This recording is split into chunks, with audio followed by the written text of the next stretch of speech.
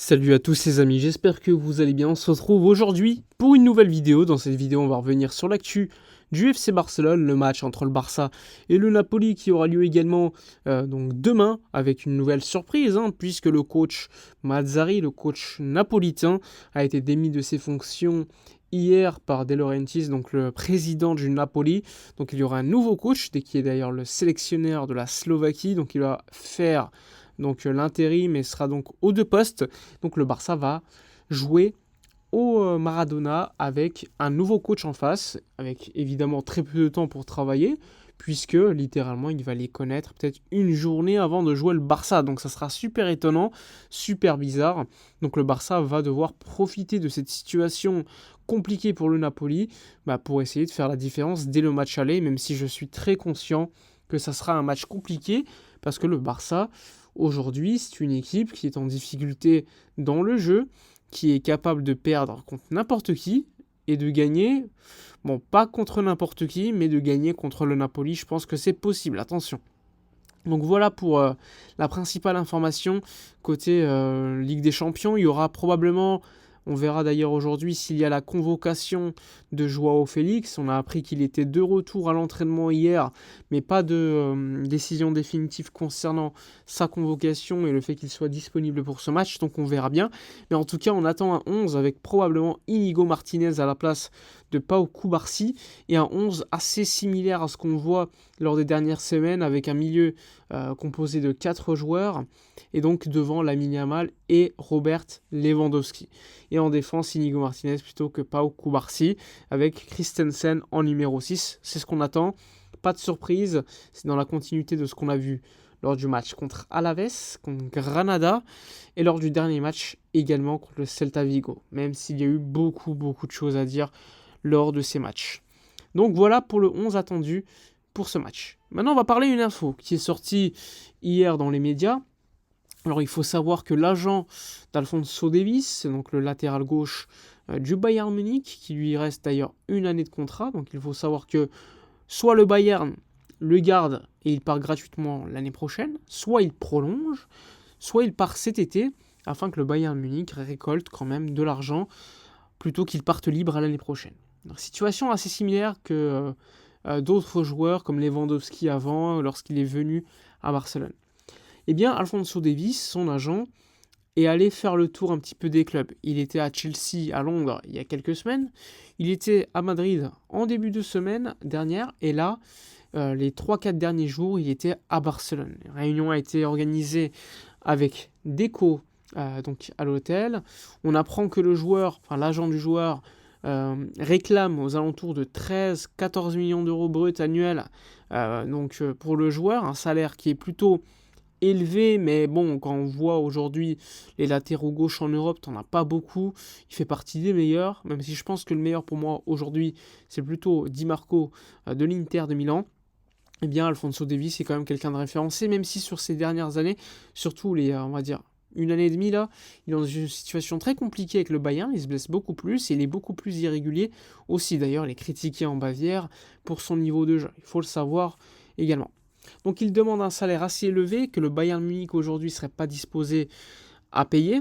À voir lors des prochaines semaines si finalement le Bayern trouve un accord avec son agent. En tout cas, celui-ci, eh bien, ça ne le dérange pas d'aller faire les petits voyages dans les différentes villes pour rencontrer les clubs principaux. Et donc Alphonso Davies intéresserait plutôt le Barça à ce qu'on voit, sachant que le Barça a déjà un joueur comme Baldé. Mais moi, je suis quand même plutôt favorable au fait que Baldé, il a besoin tout simplement de grandir. Ça reste un jeune joueur. On a normalisé un petit peu le fait qu'à Barcelone, on fasse confiance à des jeunes, mais dans un club très bien géré, qui lutte pour tous les titres, des joueurs de 19 ans à tous les postes, c'est impossible, tout simplement. Il faut leur laisser du temps pour grandir, ils ont du potentiel.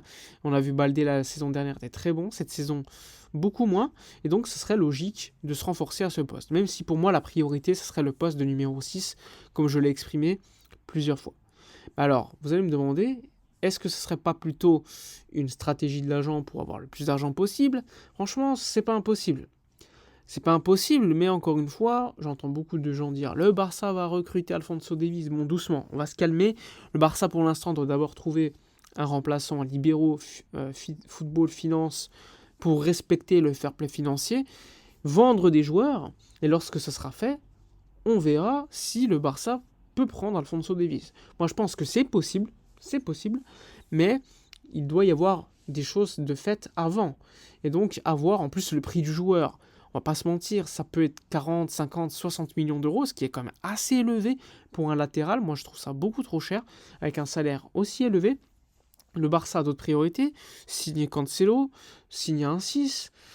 Bref, ça risque quand même d'être compliqué. Il faut voir évidemment les possibilités que tu as sur le marché. Si tu fais des ventes intéressantes, si tu réussis à avoir libéraux football finance, d'aller loin en Ligue des Champions, ton budget sera largement respecté. Donc il faut voir également tout cela afin de voir si le Barça sera en mesure de lutter pour recruter Alphonso Davies. Personnellement, aujourd'hui, 20 février, je suis assez sceptique concernant l'optique de pouvoir signer Alphonso Davies, que je vois plutôt aller au Real Madrid. Même si on ne se ment pas, Davies, lorsqu'il s'est exprimé plusieurs fois sur le Real ou le Barça, il a toujours montré sa préférence pour le Barça. Mais aujourd'hui, dans le football, ça ne veut plus rien dire. Il y a également le fait que Bartomeu aurait pu le signer lorsqu'il était au Canada pour 10 millions d'euros. Le Barça ne l'avait pas recruté. Finalement, au Bayern, je me rappelle, j'avais vu une interview de Javi Martinez qui expliquait que lorsque Davies est arrivé au Bayern, c'était une catastrophe. Il ne comprenait rien à la tactique. Et finalement, au fur et à mesure, il a progressé et il est devenu l'un des meilleurs à son poste. Un joueur très rapide, ça peut être très utile face à des ailiers rapides qui peuvent nous faire mal. Et on va pas se mentir, ça reste l'un des meilleurs à son poste, malgré tout. Donc personnellement, je serais très ouvert à la question, mais je reste assez sceptique pour les raisons que je vous ai exprimées auparavant. Économique, évidemment, question de priorité également sportive. Mais encore une fois, on peut être surpris si Davies parle par exemple avec, je sais pas, Lewandowski, mais bon, vous allez me dire au Real Madrid, il y a également Alaba qui était très proche de lui. Bref, ça peut être compliqué, et je serais pas surpris non plus qu'il aille au Real, comme je vous l'ai dit, que je pense favori dans ce choix-là. Et encore une fois, dans le football, vous le savez, tout peut arriver, tout peut changer rapidement.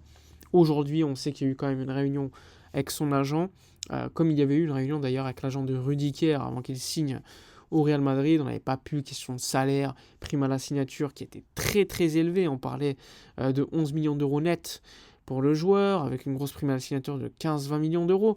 Là, ce ne sera pas le cas parce que c'est un joueur qui n'est pas en fin de contrat, mais ça reste cher, avec un salaire quand même assez élevé, même si c'est un salaire qui reste, entre guillemets, potable pour un grand club européen, même si le Barça est en difficulté économique. Pour la masse salariale, aujourd'hui, ça serait possible. Évidemment, ce serait logique, ça rentrerait dans la grille salariale, mais encore une fois, question, évidemment, de priorité, libéraux football finance, fair play financier, etc. Il y a d'autres priorités avant. Ouais, on verra ce qui va se passer. Voilà pour le débrief de cette journée-là d'actu.